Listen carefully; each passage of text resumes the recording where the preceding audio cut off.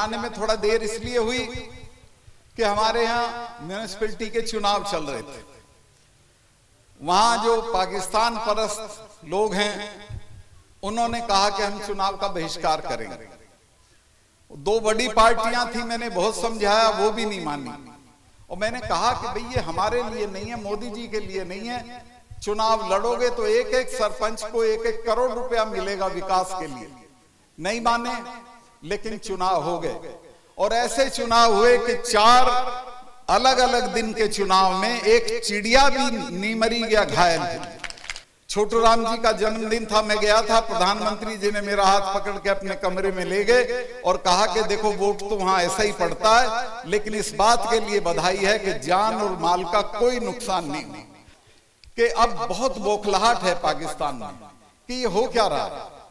कश्मीर तो वापस आ रहा है धीरे धीरे।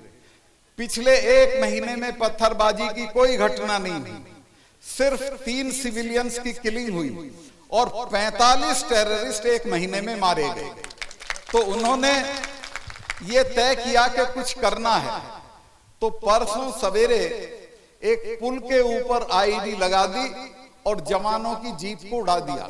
उसमें 7 जवानों को चोट लगी थी। सवेरे जो वहां के GOC lieutenant general Ranbir Singh है, सर्जिकल स्ट्राइक जिसने कराई थी, आपने टीवी पे देखा होगा, सरदार अफसर है, बहुत शानदार।